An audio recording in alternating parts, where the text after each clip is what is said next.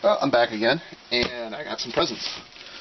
Got some PCBs from OSH Park, and let's see, cover up the label, and a bunch of pieces from DigiKey.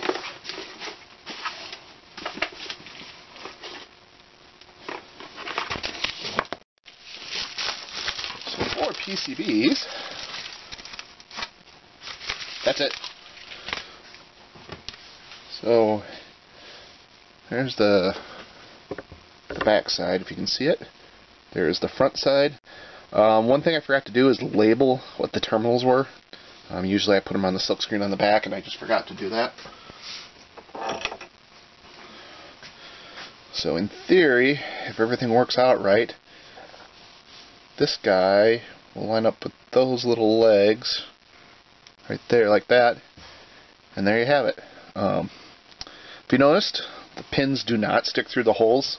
I knew that going in. I wanted to keep this wall thickness a couple layers thick to seal it up real good. So the trade-off was I had really short stick through.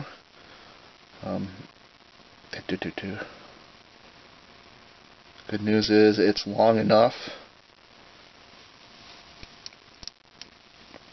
to actually stick in the holes, and then I'll just have to make sure to heat everything up good and hot, and then let the solder wick down to the pins to solder it in. The downside of doing that is it may melt the plastic. I'll find out when I do the first one.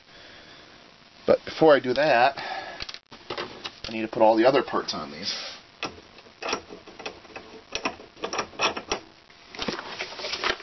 Which is this box. That goes over there.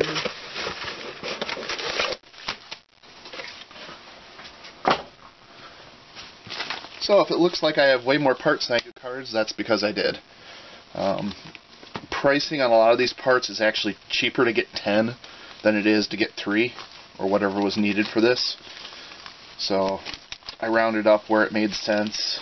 I got some extra terminal blocks because I seem to be always looking for these 3.5mm terminal blocks and never having any. And then the only other active things is there's some MOSFETs and a bag of LEDs. So I'm going to go clean off my other bench and get my soldering station set up. I may try and do a time lapse of me picking and placing parts. We'll see how well that goes.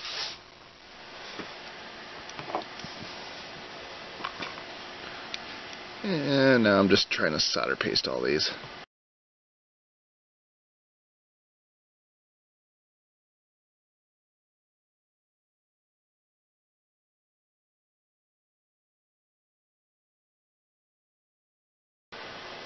I don't know if you can see that or not.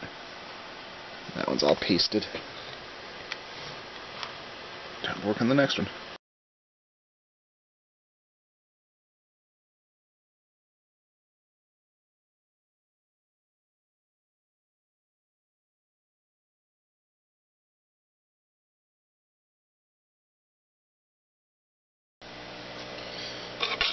Okay, so I got my tray of parts and tape. That mostly just holds it down. Pick and place tool and a pair of tweezers, and I'm going to start picking and placing parts. But first, I need to figure out the polarity on the LEDs. Okay, the side with the microscopic green dot on it is plus.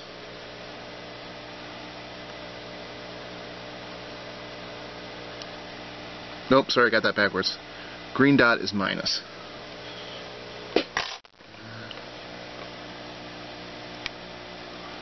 Since I have this one out, green dot is minus.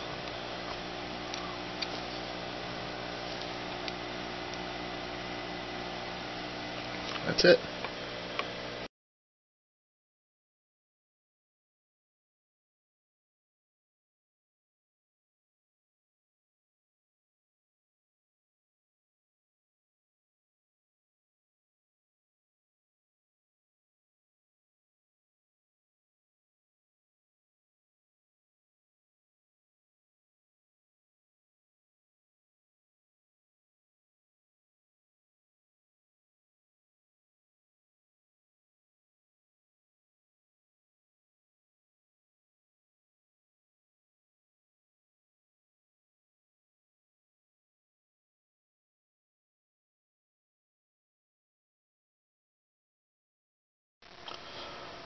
Well, the boards were too small to fit on my grate like I normally did it, so I threw another board underneath them just to hold them up.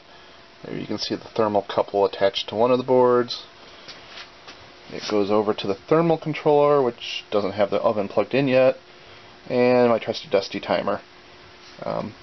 Baking boards is pretty uninteresting. It's just coming up to temp 1, waiting a minute, then setting the timer again for another minute, and bringing it up to temp 2. Usually sits at temp 2 for a couple seconds, not very long, and then letting the whole thing cool down. So I'll come back once I have everything reflowed and ready for the next step.